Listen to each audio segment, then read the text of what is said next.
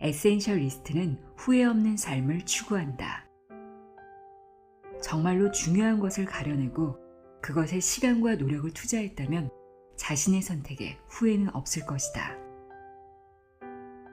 어떻게 하면 더 적은 것을 추구하면서 더 의미 있는 삶을 살아갈 수 있을까를 고민하는 에센셜리스트만이 세상을 바꿀 수 있다.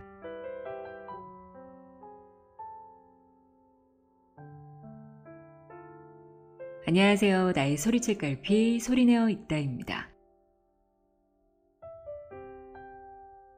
오늘 소개할 책은 그렉 맥커운의 에센셜리즘입니다. 이 책은 에센셜리스트와 비에센셜리스트의 삶을 비교하며 설명하고 있는데요. 에센셜리스트는 더 적은 일을 하면서 더 큰 성과를 이뤄내는 사람들입니다. 지금 나는 중요한 일에 시간과 자원을 투자하고 있는가? 라고 스스로에게 끊임없이 질문하고 자신에게 비본질적인 것들을 과감하게 삭제할 수 있는 용기를 가진 이들이라고 하는데요.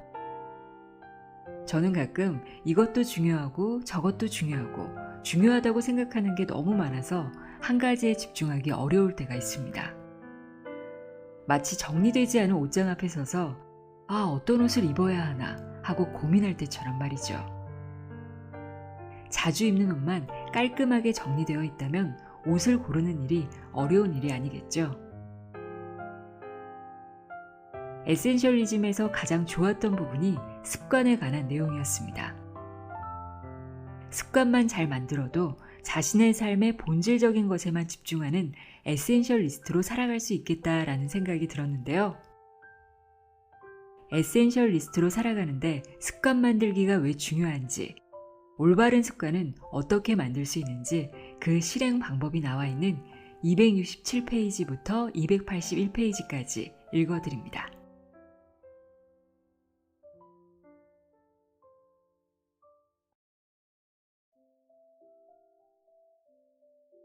습관을 만들라. 2008년 베이징 올림픽 수영 종목 금메달리스트인 마이클 펠프스는 이미 올림픽 이전부터 늘 같은 방식으로 시합에 임했다고 한다. 우선 그는 시합 시작 2시간 전에 경기장에 도착한다. 그런 다음 언제나 정해진 방식으로 워밍업을 한다. 혼영으로 800m, 자유형으로 50m, 킥보드를 이용하여 600m, 풀브이를 이용하여 400m. 이런 식으로 워밍업을 마치면 수영장에서 나와 이어폰으로 음악을 들으며 휴식을 취하고 마사지를 받는다. 마사지를 받을 때는 절대로 엎드리지 않고 앉아서 받는다. 이때 펠프스와 그의 코치 밥 보우먼은 시합이 끝날 때까지 일절 대화를 나누지 않는다. 펠프스는 시합 시작 45분 전이 되면 수영복을 입고 30분 전이 되면 워밍업 풀에 들어가 600m에서 800m의 수영을 하며 다시 한번 몸을 푼다. 이제 시합 시작 10분 전이 되면 대기실로 들어간다. 대기실에서는 언제나 다른 선수들과 떨어져 앉는데 앉은 자리에 한쪽에는 고글을 놓고 다른 한쪽에는 수건을 놓고 시간을 기다린다. 그리고 시합 시간이 되면 출발대 앞으로 나오는데 여기서도 그가 따르는 일련의 정해진 방식이 있다. 우선은 스트레칭을 한다. 다리를 쭉 폈다가 굽히는 동작을 하는데 언제나 왼다리를 먼저 한다. 스트레칭을 마친 후에는 오른쪽 귀에서 이어폰을 빼내고 이름이 호명되면 왼쪽 귀에서 이어폰을 빼낸다. 출발대에 오를 때는 항상 출발대의 물기를 제거한 다음 왼편으로 오른다. 그리고 출발대에 올라서는 팔을 앞뒤로 흔들며 등 뒤에서 손뼉을 치는 동작을 한다. 이에 대해 펠프스는 다음과 같이 말한 바 있다. 그냥 정해진 방식입니다. 제 방식이죠. 평생 그렇게 해왔습니다. 그걸 바꾸지는 않을 겁니다. 펠프스는 그의 코치인 보우먼과 함께 이 같은 일련의 방식을 정했다.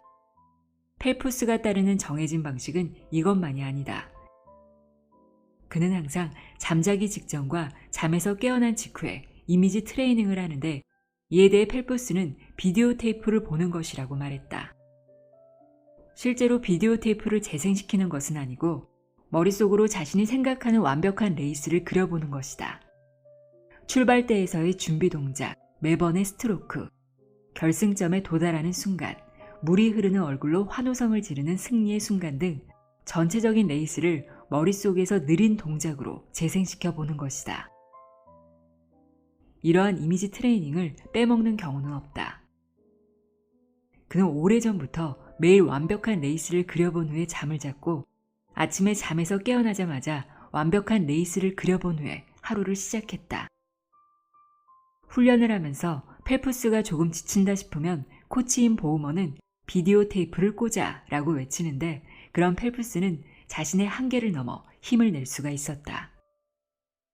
펠프스가 생각하는 완벽한 레이스는 그의 머릿속에 각인되어 있어서 시합에 들어가기 전에 보우먼이 비디오 테이프를 준비하자라고 말을 하면 펠프스는 자신이 무엇을 어떻게 해야 하는지를 저절로 떠올리며 시합에 대한 마음가짐을 다진다고 했다. 펠프스의 이미지 트레이닝에 대해 코치인 보우먼은 다음과 같이 말했다. 사람들이 펠프스에게 시합 전에 무슨 생각을 하느냐고 묻는다면 그는 아무것도 생각하지 않는다고 답을 할 겁니다. 그는 그냥 프로그램을 따를 뿐이니까요. 하지만 이것도 정확한 표현은 아닙니다. 그건 습관에 가까운 것이거든요. 시합 시간이 다가오는 것도 전부 그의 계획에 있는 것이고 시합에 임하는 모든 단계에서 그는 승리를 거두는 겁니다. 스트레칭도 계획대로 행해지는 것이고 워밍어플에서 몸을 푸는 과정도 미리 머릿속에서 그려진 대로 행해지는 것입니다. 이어폰에서는 그가 예상하는 음악이 나오죠. 펠프스에게 실제의 시합은 그가 행하는 정해진 방식의 연장선상에 있는 과정으로 그 과정에는 승리도 포함되어 있습니다. 그러니까 그에게 승리란 자연스러운 하나의 흐름이 되는 것입니다. 많은 사람이 알고 있듯이 마이클 펠프스는 2008년 베이징 올림픽에서 무려 8개의 금메달을 따내는 엄청난 기록을 세웠다. 그로부터 몇 년 후에 나는 베이징을 방문할 기회가 있었는데 그곳에 도착하니 자연스레 펠프스를 비롯한 올림픽 메달리스트들이 떠올랐다. 어떻게 해서 그들은 그토록 놀라운 운동 능력을 어렵지 않게 발휘할 수 있었을까? 물론 올림픽에 출전하는 선수들은 이 세상에서 가장 고된 훈련을 가장 열심히 행하는 사람들이다. 이에 대해서는 반론의 여지가 없다. 하지만 수영장을 비롯한 여러 시합장에서 그들은 자신의 일을 힘들이지 않고 해내는 모습을 보인다. 그것은 단순히 고된 훈련의 결과만이라고 보기는 어렵다. 그것은 제대로 만들어진 방식을 끊임없이 반복적으로 행함으로써 얻어지는 결과다. 비에센셜리스트들은 중요한 것들을 얻기 위해서는 무작정 힘들게 노력해야 한다고 생각한다. 고통스럽게 일을 해야 의미 있는 목표를 이룰 수 있다고 믿으면서 무작정 앞으로 나아가려고만 한다.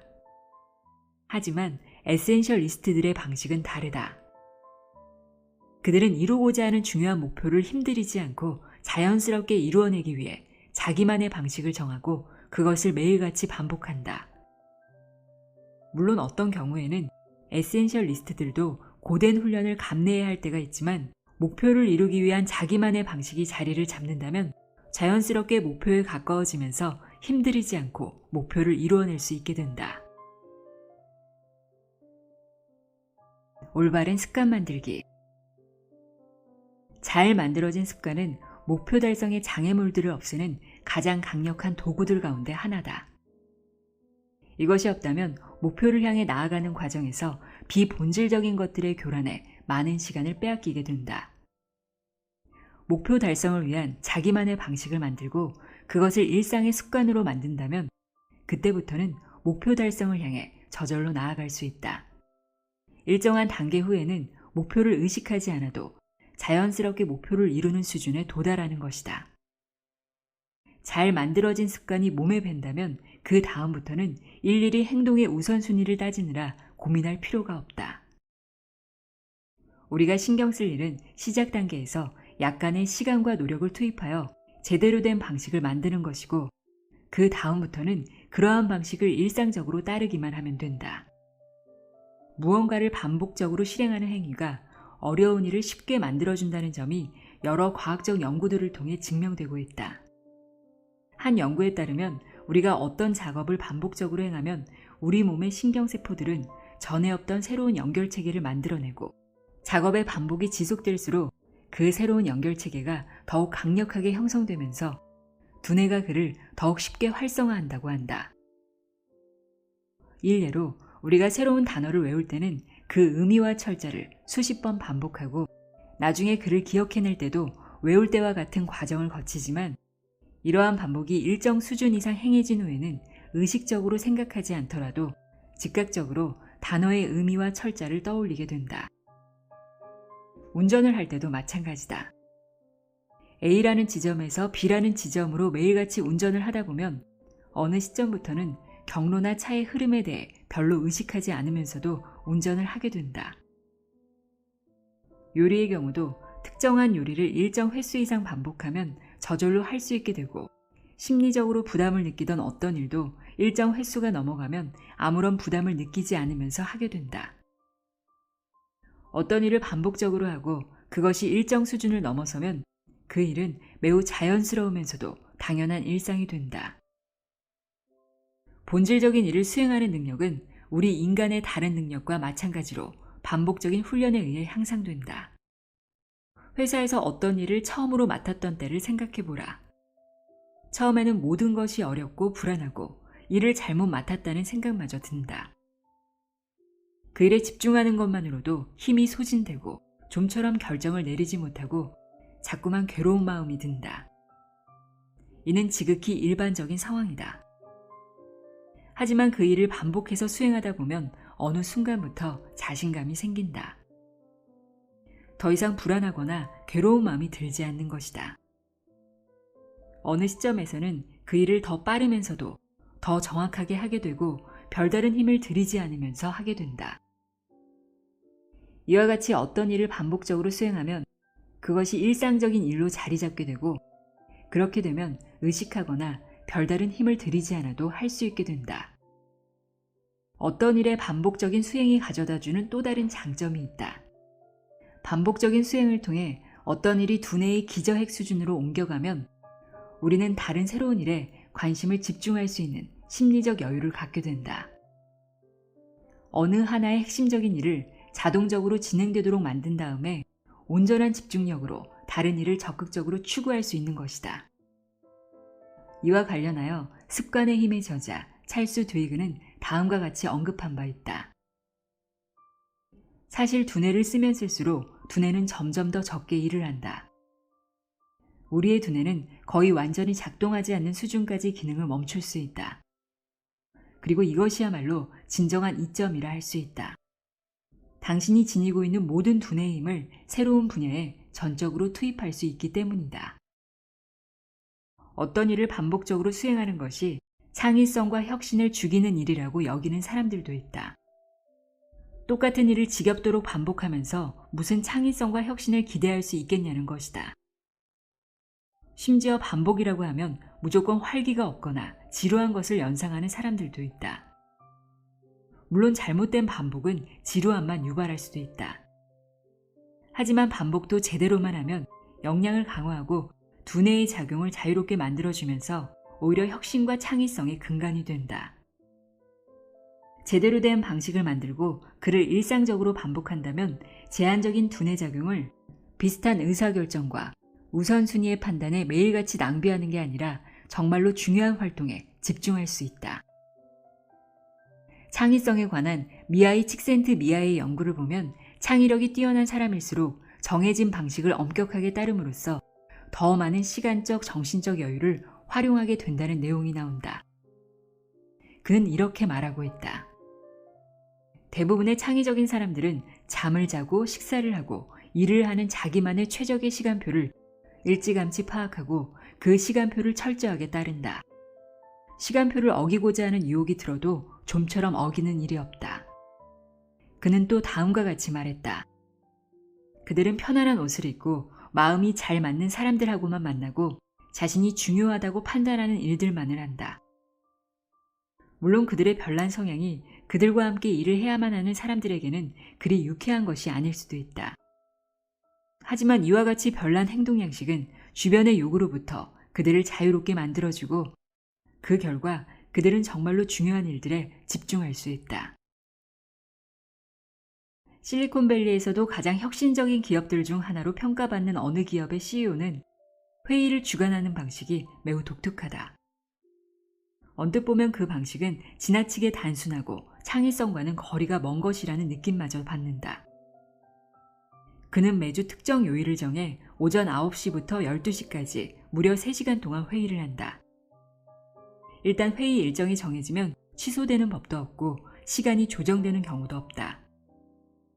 모든 임직원은 미리 정해진 요일에 오전 9시에 반드시 회의에 참석해야 한다.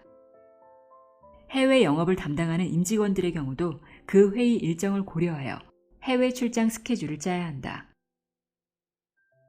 회의 일정이 월요일로 정해지면 모든 임직원은 월요일 오전 9시에 회의실에 도착해 있어야 하고 이것은 반드시 지켜야 하는 원칙이다.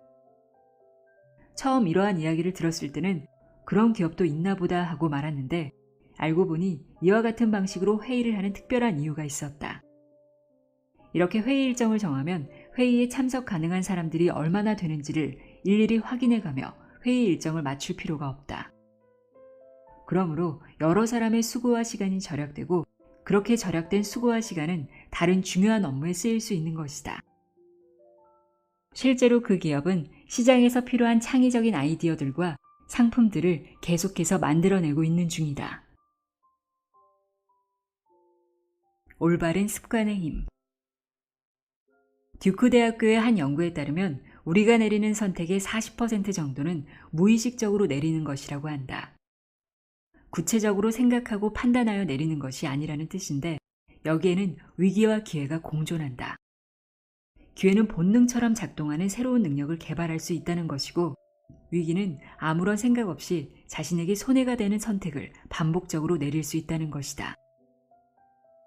자신이 내리는 선택에 대해 제대로 생각해 보지 않는다면 우리는 불필요한 것들을 반복하는 습관에 빠질 수도 있다. 예를 들어 아침에 일어나자마자 이메일 수신함부터 열어보는 것, 매일 퇴근길에 도넛을 사는 것, 회사에서의 점심시간을 일과 삶에 대해 생각하고 재충전을 하는 기회, 혹은 동료들과의 관계를 더욱 강화하는 시간으로 쓰는 게 아니라 무의미하게 인터넷 검색을 하는데 쓰는 것과 같은 습관 말이다. 그렇다면 비본질적인 것들을 반복하도록 만드는 습관을 버리고 대신에 본질적인 것들을 자연스럽게 성취하도록 만드는 습관을 갖기 위해서는 어떻게 해야 할까? 신호가 유발하는 행동을 바꿔라. 우리들 대부분은 고치고자 하는 습관이 있다. 정크푸드를 적게 먹으려 하고 시간 낭비를 하지 않으려 하며 걱정을 적게 하려는 식으로 말이다. 하지만 아무리 사소한 습관이라 하더라도 그것을 고치려는 일은 무척이나 어렵다. 고소한 프렌치 프라이의 맛, 멋진 사진이 가득한 웹사이트, 불필요한 걱정의 소용돌이, 이러한 것들이 우리를 너무나도 강력한 힘으로 계속해서 잡아당기는 것 같아 도무지 물리칠 수가 없다.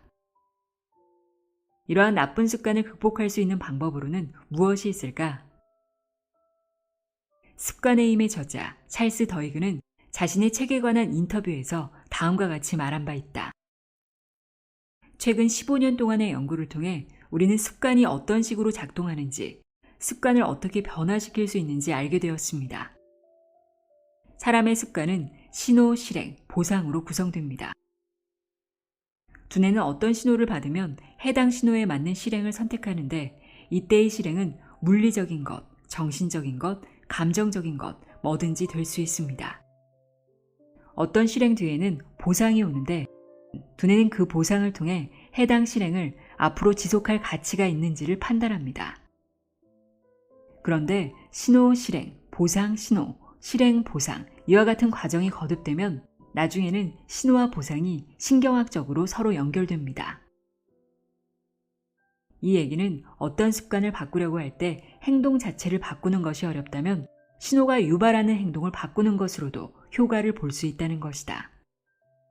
여러분에게 비본질적인 행동을 유발하는 어떤 신호가 있는 경우 의식적으로 그러한 신호와 여러분이 원하는 본질적인 행동을 연결지어 보라.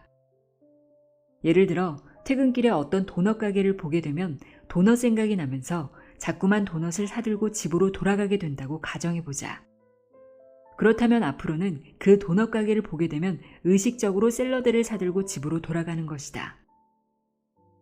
마찬가지로 아침에 알람 소리를 듣게 되면 곧바로 이메일 수신함부터 확인하는 습관이 있다고 가정해보자. 그렇다면 앞으로는 알람 소리를 듣게 되면 의식적으로 책을 읽는 것이다. 처음에는 도넛을 사지 않거나 이메일 수신함을 신경 쓰지 않는 일이 무척이나 어려울 것이다. 하지만 의식적으로 새로운 행동을 취하는 횟수가 늘어날수록 신호와 새로운 행동 사이의 연결이 강화되면서 어느 시점 이후로는 무의식적으로 자연스럽게 새로운 행동을 취하고 있는 자신을 발견하게 될 것이다. 새로운 신호를 만들라. 어떤 행동의 변화를 만들어내는 것이 목적이라면 아예 새로운 신호를 만들고 그 신호를 우리가 원하는 행동과 연결짓는 것도 한 방법이다. 나는 이 방법을 이용하여 매일 일기를 쓰는 습관을 정착시켰는데 효과가 무척 좋았다. 나는 오랫동안 일기를 쓰기는 했지만 규칙적으로 쓴 것은 아니었다. 하루 종일 일기 쓰기를 미루다가 밤이 되면 내일 아침에 쓰자라고 생각하고는 그대로 잠자리에 들곤 했다. 하지만 다음날 아침이 되면 다시 밤까지 미루다가 밤이 되면 이틀치 일기를 쓰는 것은 조금 힘들 텐데 하는 생각을 하다가 그대로 잠자리에 들기 일쑤였다. 그러던 어느 날 어떤 사람으로부터 자신은 매일 정해진 시간에 아주 조금씩만 일기를 쓴다는 말을 들었다. 꽤 괜찮은 방식 같았다. 그때 나는 일기를 쓸 시간이 되었다는 것을 알려줄 신호가 있어야겠다는 생각을 했다. 그런 신호가 없다면 그전과 같이 일기 쓰기를 자꾸만 미루게 될 것 같았다. 그래서 나는 내가 들고 다니는 가방 안에 일기장과 휴대폰을 나란히 놓아두기로 했다. 저녁에 집으로 돌아와 충전하기 위해 휴대폰을 빼내면서 자연스럽게 일기장을 보게 되고 그것이 신호가 되어 일기 쓰기를 하게 될 것이라 여겼던 것이다. 지금은 의식적으로 생각하지 않아도 일기 쓰기를 매일같이 하고 있다. 이제 일기 쓰기는 자연스러운 일상이 되었고 은근히 기다려지는 일과이기도 하다. 일기 쓰기를 위한 새로운 신호를 생각해낸 것이 벌써 10년 전의 일인데 그 이후 지금까지 거의 매일 일기를 쓰고 있다. 가장 어려운 일을 먼저 하라. 실리콘밸리의 반도체 기업인 미크렐의 창업자 레이진 회장은 여러 가지 면에서 실리콘밸리의 다른 사업가들과는 구별되는 인물이다. 우선 실리콘밸리라고 하면 대학을 중퇴한 20대의 젊은이들이 각광받는 곳인데 레이진의 나이는 70대 중반을 넘어섰다. 그는 한 명의 동업자와 함께 1978년에 30만 달러의 돈을 투자하여 미크렐을 창업하여 지금까지 해마다 흑자를 내고 있다. 주가도 주식 공개 이후 한 번도 공모가 아래로 내려간 일이 없다. 레이진은 이와 같은 회사의 성공 비결로 수익성을 중시하는 기업 문화를 들고 있다. 그는 벌써 35년째 회사를 이끌어오고 있는데 그 기간 동안 철저하게 지킨 시간표가 있다고 한다. 평일만이 아니라 주말에도 아침 5시 30분에 잠자리에서 일어나고 1시간 동안 운동을 한 다음 7시 30분에 아침 식사를 하고 8시 15분에 회사에 도착한다. 저녁 식사는 6시 30분에 가족과 함께하고 10시 정각에 잠자리에 든다. 그는 이와 같은 시간표를 언제나 지켜오고 있는데 이 시간표대로 활동하는 근간에는 가장 어려운 일에 가장 먼저 관심을 갖는다는 원칙이 있다. 레이즈는 이와 같은 시간표와 원칙이 자신의 성공을 가능하게 했다고 말한다. 그는 또 나에게 다음과 같은 말을 해주기도 했다. 우리에게는 생각해야 할 일이 이미 너무나도 많죠. 그렇다면 일정한 방식을 정함으로써 생각해야 하는 일을 줄이는 게 어떨까요? 여러분도 일정한 시간표를 정하되 가장 어려운 일을 아침에 가장 먼저 한다는 원칙을 세워보라. 그리고 그와 같은 행동을 초래하는 신호를 정해보라. 그 신호는 일을 시작하면서 마시는 한 잔의 오렌지 주스가 될 수도 있고 휴대전화에 설정해 놓은 알람이 될 수도 있고 아니면 아침에 업무를 시작하기 전에 행하는 다른 어떤 일이 될 수도 있다. 다양한 습관을 섞어보라. 매일 똑같은 일을 똑같은 시간대에 행하는 것은 따분한 일이다. 따분함을 예방하는 한 가지 방법은 요일별로 서로 다른 일을 정해놓고 행하는 것이다. 트위터의 공동 창업자이자 스퀘어의 창업자인 잭 도어시는 요일마다 서로 다른 일을 할 수 있도록 일정표를 짰다. 월요일은 임원회의를 주관하고 회사 운영에 관한 일을 한다. 화요일은 제품 개발, 수요일은 마케팅과 커뮤니케이션과 성장에 관한 일을 한다. 목요일은 개발자들 및 협력사들과 관련된 일을 하고 금요일은 회사의 조직 문화에 관한 일을 한다. 이 같은 일정은 자칫 신생기업이 겪을 수 있는 혼란을 덜어주고 그로 하여금 수많은 일들 속에 매몰되지 않고 요일별로 본질적인 업무에 집중할 수 있도록 해준다. 그는 언제나 요일별로 이와 같은 일정을 따르고 있기 때문에 그와 함께 일을 하는 사람들 역시 회의나 면담 일정을 정할 때 그의 일정표를 참고하여 정한다고 한다. 한 번에 하나씩 변화를 추진하라. 제대로 된 방식을 정하는 게 중요하다는 생각만으로 자신의 모든 방식을 한꺼번에 전부 바꾸려는 것은 오히려 부정적인 결과를 초래할 뿐이다. 큰 결과를 이뤄내기 위해서는 먼저 작게 시작할 필요가 있다. 한 번에 하나씩 기존 방식을 살펴보고 단계적으로 변화를 추진하는 것이다. 이러한 방식이 결코 쉽다는 의미는 아니다. 잘못된 방식이라 해도 이미 우리의 행동 양식에 깊이 뿌리를 내리고 있기 때문이다. 분명 우리가 가지고 있는 기존 방식들은 어떤 이유에 의해 만들어진 뒤 오랜 시간을 거쳐 굳어진 것들이다. 그러한 것들을 새로운 방식들로 금세 바꿀 수 있다는 생각은 지나치게 순진한 생각이다. 새로운 능력을 익히는 일은 절대로 쉬운 일이 아니다. 하지만 새로운 능력을 배우고 그를 능숙하게 발휘할 수 있게 된다면 그 자체로 거대한 승리가 된다. 그 새로운 능력은 앞으로 오랫동안 우리의 삶을 이끌어갈 것이기 때문이다. 일을 하는 방식도 마찬가지다. 일단 그것이 습관으로 정착된다면 계속해서 우리에게 좋은 결과물을 가져다 줄 것이다.